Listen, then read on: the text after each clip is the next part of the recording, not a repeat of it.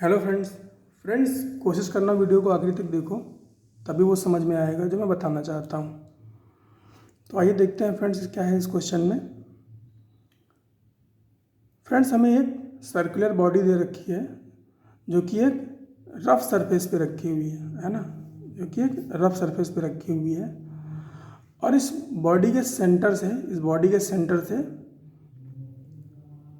Circumference पे एक force act कर रहा है जो कि रेडियली परपेंडिकुलर है कुछ इस डायरेक्शन में।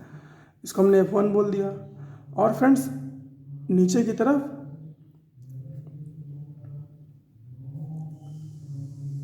तरफ कुछ डिस्टेंस पे एक दूसरा फोर्स एक्ट कर रहा है F2, है ना, R डिस्टेंस पे। ये जो टोटल डिस्टेंस है ये 2R है, और ये जो एक्ट कर रहा है ये स्मॉल r मतलब R डिस्टेंस पे एक्ट कर रहा है F2, और ये F1।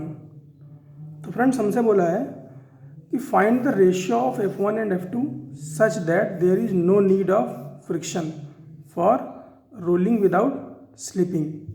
Rolling without slipping means friends pure rolling.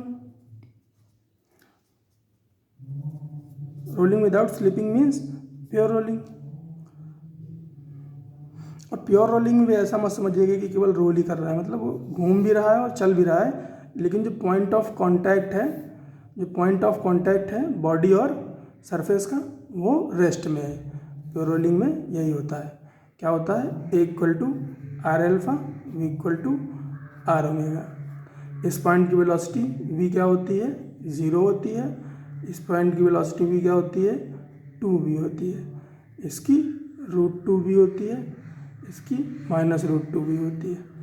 Anyway आइए देखते हैं क्या है इस क्वेश्चन में।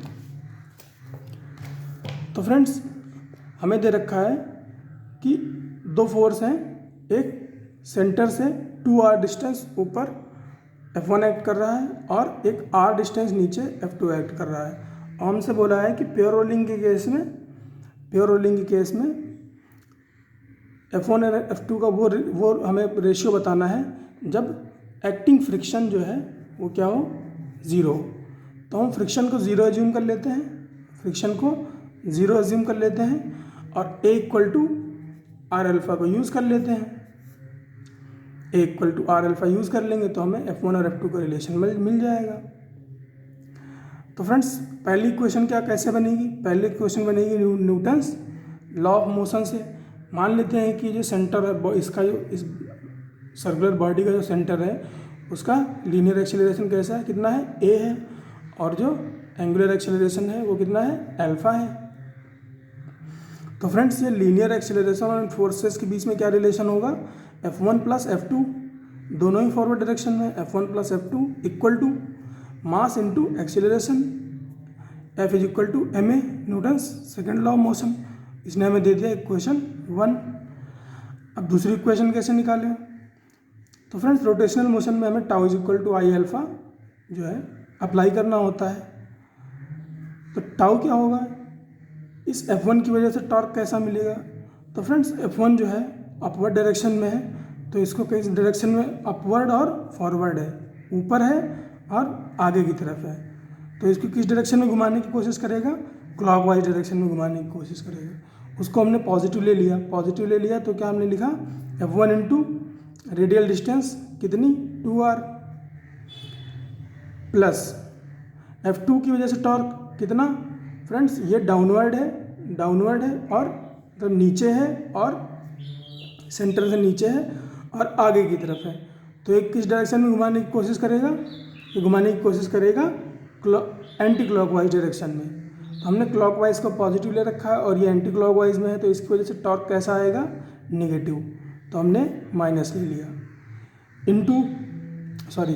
Minus F2R, F2 into perpendicular distance, F2 into R equal to I alpha. I क्या है? Moment of inertia about axis of rotation. Axis of rotation कहाँ है? एक्सिस ऑफ रोटेशन है सेंटर ऑफ मास पर। तो आई क्या हो जाएगा? अच्छा आई को आई के टर्म में ही लेना है। तो आई अल्फ़ा। तो फ्रेंड्स यहाँ पे हमें क्या मिला यहाँ से, F1 into 2R minus F2 into R equal to I alpha को हमने किससे रिप्लेस कर दिया, A बाई आर से। प्योर रोलिंग के केस में क्या होता है friends, A is equal to R alpha होता है, तो अल्फ़ा क्या हो जाएगा, अल्फ़ा हो जाएगा A बाई आर, अल्फ़ा हो जाएगा A बाई आर। तो फ्रेंड्स इसको फर्दर रिजॉल्व करें तो क्या होगा, F1 2R minus F2 into R equal to I F1 plus F2 by M R. यहाँ से हमने क्या किया, एक्सेलरेशन की वैल्यू निकाली F1 plus F2 by M और उसको यहाँ पे सब्सटीट्यूट कर दिया, कितना हुआ F1 plus F2 by M into R. अब आर ये जो है जो हमने लिख रखा है, आर की वैल्यू क्या है, ये रेडियस है उसकी वैल्यू क्या है 2R है, तो उसको भी हमने अब लिख दिया यहाँ पे 2R ले लिया, तो ये आया आई F1 plus F2 divide by 2m small r। तो ये अभी भी हमने लिखा F1 into 2R minus F2 into R. अब हमने इसको ब्रेक कर लिया, तो एक तो बना क्या, आई F1 by 2m small r, दूसरा क्या बना आई F2 बाई 2 स्मॉल r। अब फ्रेंड्स F1 वाले को इधर लाना है और F2 को उधर ले जाना है, तो F1 वाले को इधर ले आएंगे और F1 को कॉमन ले लेंगे तो क्या बचेगा 2R minus I by 2mr, all right, equal to F2 into R plus ये आर उधर जाके आर बचा, F2 कॉमन ले लिया तो R plus I by 2mr, all right. अब क्या करें, इस 2mr को इस 2r से मल्टीप्लाई कर दें तो क्या हो जाएगा, ये हो जाएगा 4mr square minus I divide by 2mr। ये क्या है, ये है F1 का coefficient equal to F2 2mr, ये इससे मल्टीप्लाई होगा, क्या हो जाएगा 2mr square plus I divide by 2m और r।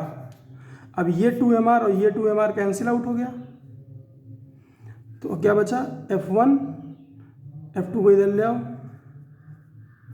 Equal to 2mr square plus I divide by, इसको इधर लेके चले जाओ 4mr स्क्वायर माइनस आई। आ गया हमारे पास F1 बाई F2 का ratio 2mr square plus I divide by 4mr square minus I. यही निकालना था फ्रेंड्स हमें, इसमें फ्रिक्शन को हमने 0 एज्यूम कर लिया और सॉल्व कर दिया। तो यही था इस क्वेश्चन में फ्रेंड्स, मिलते हैं अगले क्वेश्चन में।